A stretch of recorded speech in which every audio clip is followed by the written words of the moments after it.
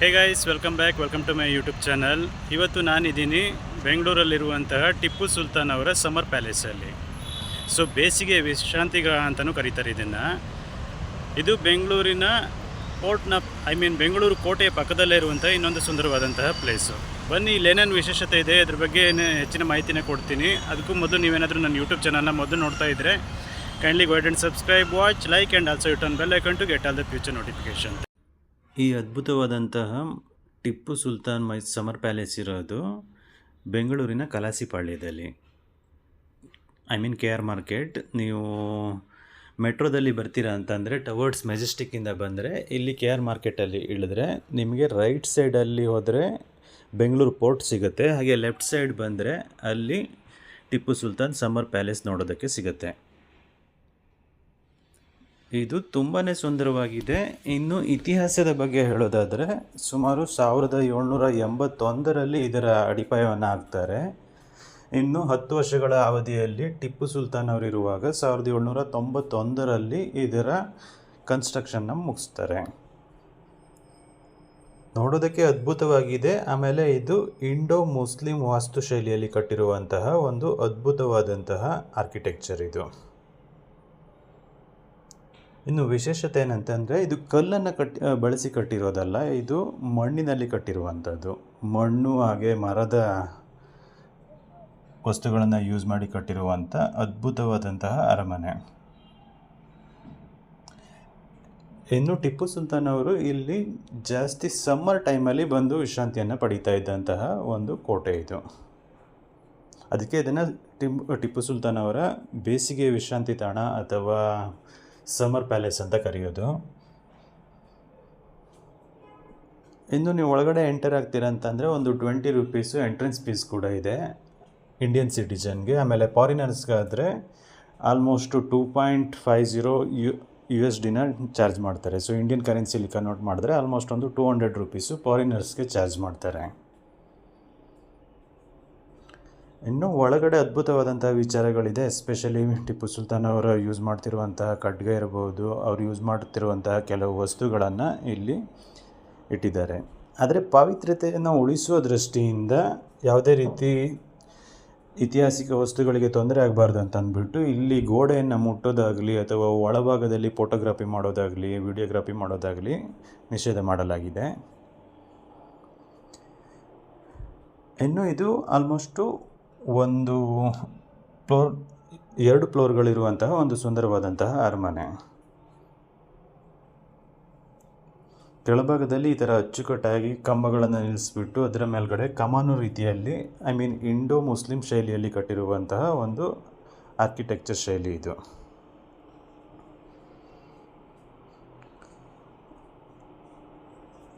ಟಿಪ್ಪು ಸುಲ್ತಾನ್ ಕಾಲದಲ್ಲಿ ಇದನ್ನು ದರ್ಬಾರ್ ಆಗಿ ಕೂಡ ಯೂಸ್ ಮಾಡ್ತಾ ಇದ್ರು.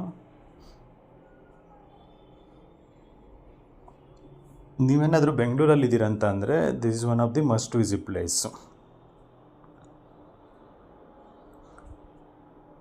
ಒಂದೇ ದಿನದಲ್ಲಿ ನೀವು ಪಕ್ಕದಲ್ಲಿರುವ ಬೆಂಗಳೂರು ಪೋರ್ಟನ್ನು ನೋಡ್ಬೋದು. ಹಾಗೆ ನೆಕ್ಸ್ಟ್ ಅಲ್ಲೇ ಪಕ್ಕದಲ್ಲಿರುವಂತಹ ಟಿಪ್ಪು ಸುಲ್ತಾನ್ ಸಮರ್ ಪ್ಯಾಲೇಸನ್ನು ಕೂಡ ವಿಸಿಟ್ ಮಾಡ್ಬೋದು.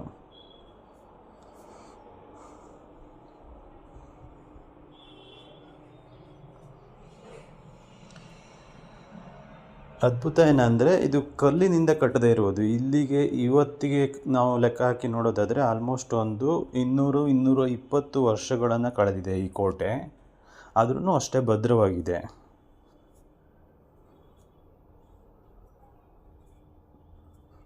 ಅದಾದಮೇಲೆ ಯಾವುದೇ ರೀತಿ ನವೀಕರಣವನ್ನು ಮಾಡಿಲ್ಲ. ಕೋಟೆ ಹೇಗಿದೆಯೋ ಹಾಗೆ ಇದನ್ನು ಮೇಂಟೈನ್ ಮಾಡ್ತಾ ಇದ್ದಾರೆ.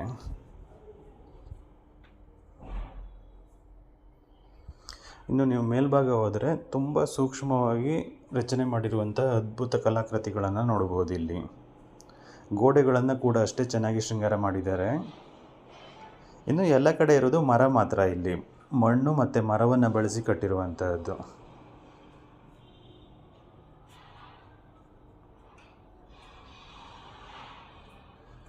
ಮೇಲ್ಭಾಗದ ಚಾವಣಿಯನ್ನು ಮುಚ್ಚಿರೋದು ಕೂಡ ಮರದ ಐಟಮ್ಗಳಿಂದ.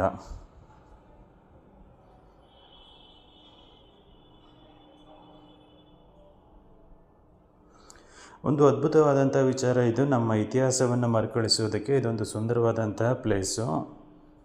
ಎಸ್ಪೆಷಲಿ ನಿಮ್ಮ ಕಿಡ್ಸ್ನ ಇಲ್ಲಿ ಕರ್ಕೊಂಬನ್ನಿ, ಅವರಿಗೆ ನಮ್ಮ ಇತಿಹಾಸದ ಬಗ್ಗೆ ಒಂದು ಝಲಕ್ ಕೊಡೋದಾದರೆ ಇದೊಂದು ಸುಂದರವಾದಂತಹ ಪ್ಲೇಸು.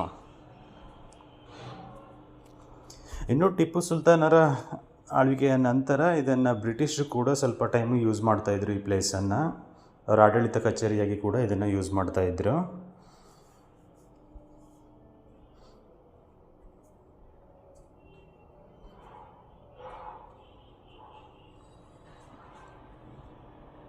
ಈಗ ಗೋಡೆಗಳೆಲ್ಲ ಸ್ವಲ್ಪ ಹಳೇದಾಗಿರೋ ಹಾಗೆ ಕಾಣಿಸುತ್ತೆ, ಆದರೆ ಇನ್ನೂ ಗಟ್ಟಿಯಾಗೇ ಇದೆ. ಇನ್ನೂ 100 ವರ್ಷ ಹೋದ್ರೂ ಏನು ಪ್ರಾಬ್ಲಮ್ ಆಗದೆ ಇರುವಷ್ಟು ಸುರಕ್ಷಿತವಾಗಿದೆ ಇದು.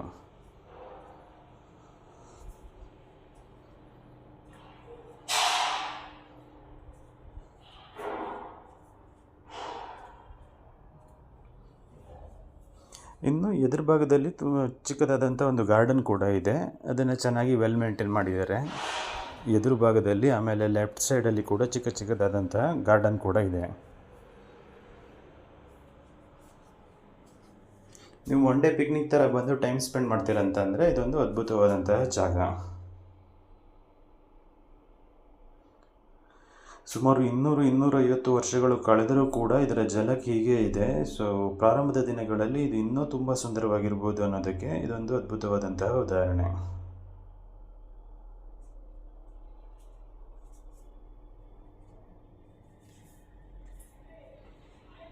ಒರಿಜಿನಲ್ ಪ್ಯಾಲೇಸ್ ಹೇಗಿದೆಯೋ ಅದನ್ನು ಹಾಗೆ ಮೇಂಟೈನ್ ಮಾಡ್ತಾ ಇದ್ದಾರೆ. ಯಾವುದೇ ರೀತಿಯಾದಂತಹ ಕೃತಕವಾಗಿ ಅಥವಾ ನಂತರ ಇದನ್ನು ಜೀರ್ಣೋದ್ಧಾರ ಮಾಡುವಂಥ ಯಾವ ಕೆಲಸವನ್ನು ಮಾಡಿಲ್ಲ.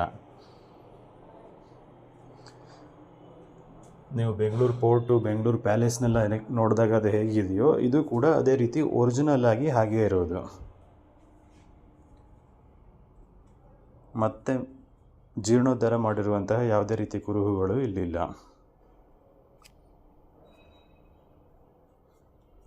ಇನ್ನೂ ತುಂಬ ಅದ್ಭುತವಾದಂಥ ವಿಚಾರಗಳಿದೆ.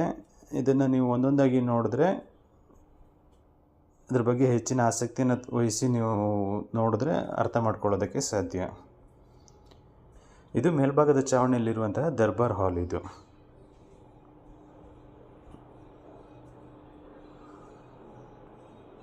ಇದನ್ನು ಕೂಡ ಬರೀ ಮರದಿಂದನೇ ಕಟ್ಟಿರೋದು.